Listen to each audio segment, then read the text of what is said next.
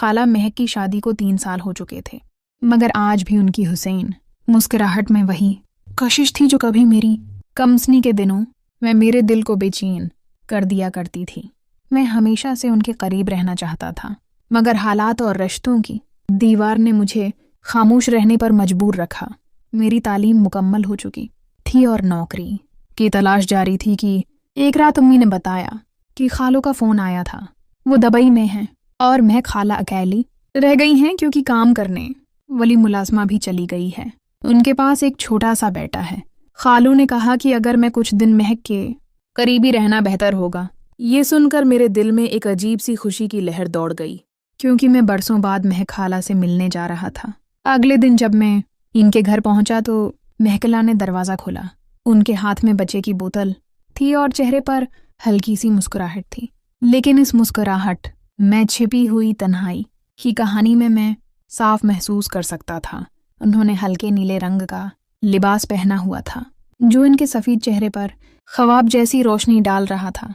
मैं एक लम्हे के लिए इन्हें देखता रहा और वो हंसते हुए बोले, रेहान कहाँ खो गए हो? अंदर आ। इनकी आवाज़ में नरमी थी, मगर आंखों में एक अजीब सी उदासी छिपी हुई थी। मैं कमरे में दाखिल हुआ तो एक लम्हे के लिए पुरानी यादें मेरे जहन में वापस आ गईं।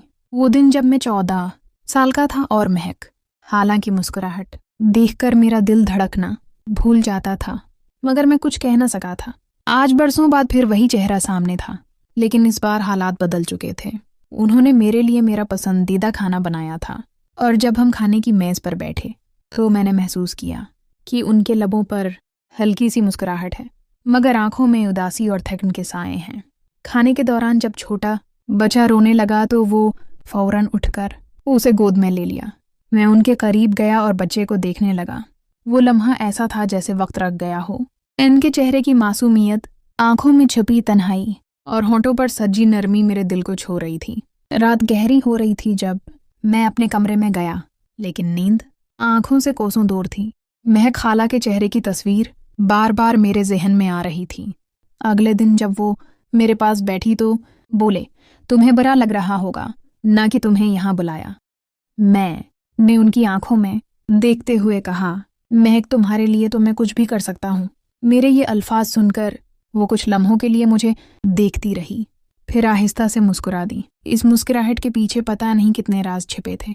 दोपहर को जब हम दोनों फिल्म देख रहे थे और बाहर बारिश शुरू हो गई तो महक ने कहा, रेहान आओ छत पर चलते हैं, बारिश देखते हैं।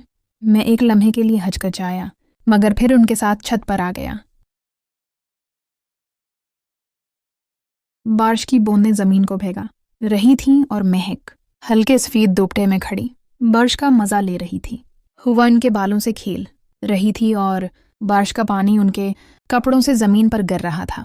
बारिश हो रही थी। इस मंजर ने मेरे दिल में तूफान सा मचा दिया। वो अचानक मेरी तरफ मुड़े और बोले, रेहान बारिश कितनी अजीब होती है ना, सब कुछ धो देती है, लेकिन कुछ चीज़ें दिल के अंदर रह जाती हैं। मैंने उनकी आंखों में देखा। वहाँ एक सवाल था, एक इंतज़ार, एक दर्द जो बरसों से दबा हुआ था। इस लम्हे में कुछ कहना चाहता था, मगर अल्फाज मेरे साथ छोड़ गए। हम खामोशी से छत से नीचे उतर आए।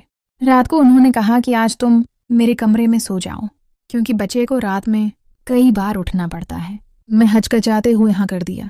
महक खाला ने हल्की, उन्होंने नाइट ड्रेस पहनी हुई थी और हाथों में बच्चे को सहलाने की ठीक ठाक हरकत कर रही थी। उन्होंने कहा, रेहान जरा तेल ले आओ, सिर में दर्द है। मैंने तेल निकाला और आहिस्ता आहिस्ता उनके बालों में लगाने लगा। इनकी आंखें बंद थीं और चेहरे पर सुकून की हल्की सी लहर थी। इस लम्हे मैंने सोचा कि यही वो औरत है जिसे मैं बरसों से चाहता था, मगर आज भी मैं कुछ कह नहीं पा रहा था। उन्होंने आंखें खोलकर मेरी तरफ देखा और धीमी आवाज में कहा, रेहान तुम्हें याद है बचपन में तुम कितना शरारत करते थे? मैंने कहा, हाँ। उन्होंने हल्की सी मुस्कुराहट के साथ कहा, अब तुम बड़े हो गए हो। ये सुनकर मेरा दिल जोर जोर से धड़का।